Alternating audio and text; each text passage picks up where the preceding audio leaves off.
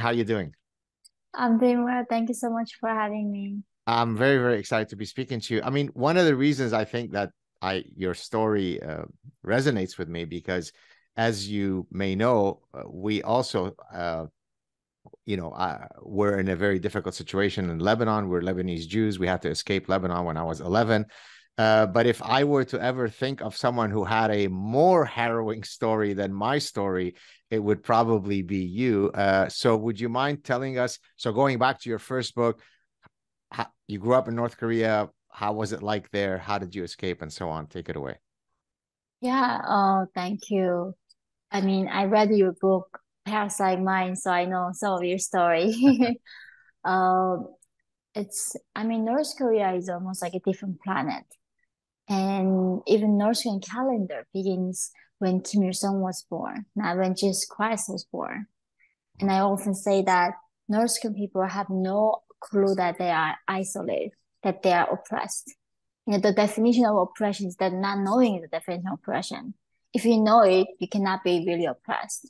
So when I was growing up in North Korea, the most common song that we had to sing every day at our school was Nothing to Envy. Those teachers taught us that we had literally nothing to envy in this world because we were living in a utopia. We were living in the socialist paradise. But however, the daily life was millions of people died when I was growing up. I was born in 1993, but Soviet Union collapsed right before, and they were stop subsidizing North Korea's economy.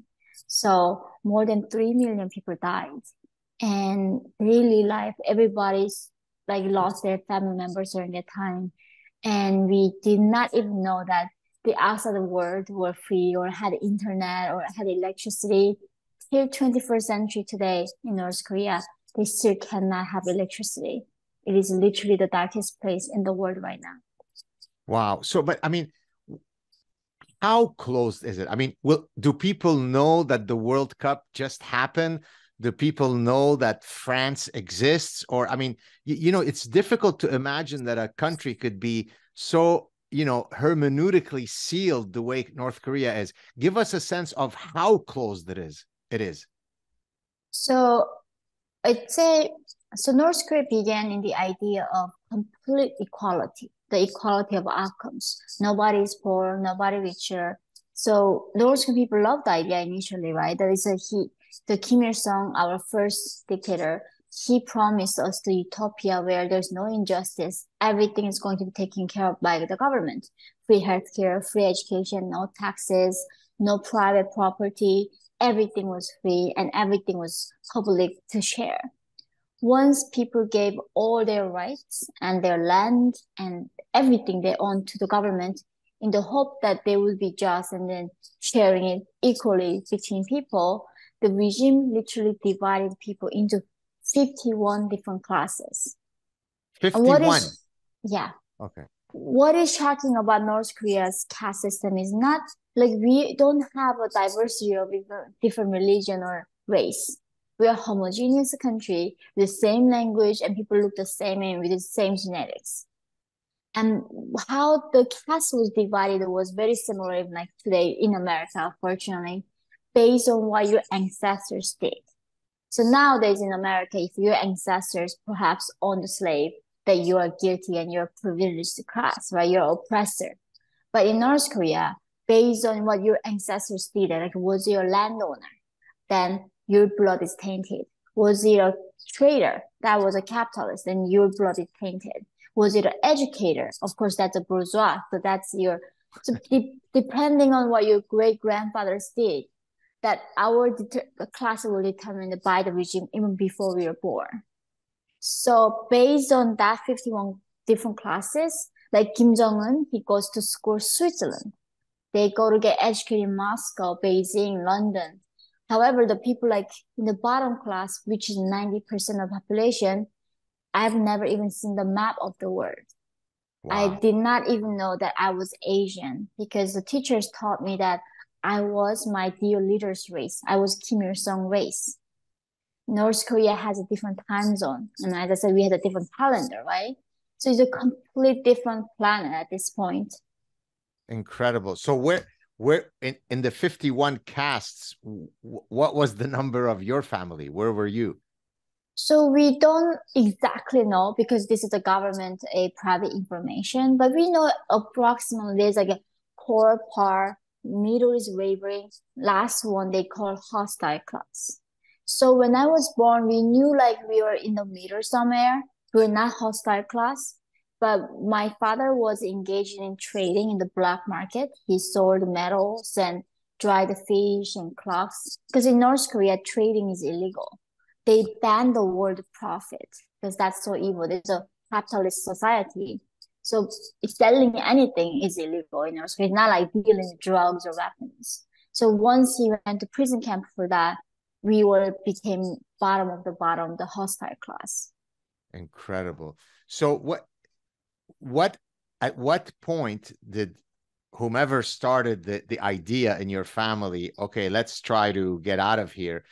Do you remember that exact moment where someone said, for whatever reason, we think there's a better world out there, let's leave? How did that mechanism happen? So up until 2007, by then I was 13 years old. We were inside North Korea and outside, like North Korea has a border towns that is a across from China. We had one river, like Yalu River flows, and there's a China right in front of us across the river. And luckily, by the time when I was 13 years old, we were moved into the northern part of North Korea. And just at nighttime, literally, we were just walking on the road. We could see the electricity lights coming from Chinese side. And we sometimes even smell the food from Chinese side. And that's how we thought maybe if we go where the lights were, we could find a bowl of rice. And when we were, it was a more gradual process than like one epiphany, we let's escape. We did not even know the meaning of escaping at the time. We didn't have a vocabulary for that. We just simply thought we go where the lights were, begging for some food, maybe we can come back. Incredible. I mean, how much freedom in the day-to-day life of a typical North Korean? You're a kid, you're attracted to this boy in high school or this girl. Are you able to go out on a date? Are you able to choose whom you'd like to go out with? Can you have premarital sex? In other words, does the government only care about controlling sort of your socio-political, economic, reality, or is every little thing under the nose of the government? So I'm so glad you asked that. In some ways, like we are making fun of North Korean Kim Jong-un's haircut, right? He was demanding all North Korean men should get his haircut. Just like that, people literally get executed watching movies that was not allowed by the regime. The regime decides what movie you can watch, what songs you can listen to, what books you can read, what haircut you can have. We literally have something called fashion police. I'm sure some Middle Eastern countries Yeah, have that, right? of So course. yeah, it's like that. People get arrested and sent to prison camp for wearing wrong clothes. Like wearing jeans is a symbol of capitalism. They send people and they punish people for wearing just jeans. We are not allowed to wear accessories, and there's no concept of minor in North Korea. They, when you are born, even as a child, they say you are a revolutionary. Your existence is serving the party and our revolution. So they force little kids to enforce manual labor. So when we go to school in the morning time, we get brainwashed, learning how our dear leader is so amazing, what miracles he can do. And in the afternoon, they mobilize enough collective farm or collective factory or dance, anything, railways they can meet. They collect children, adults, everybody in the forced labor without any payment or food. We Wow. are all just slaves without any rights. Incredible.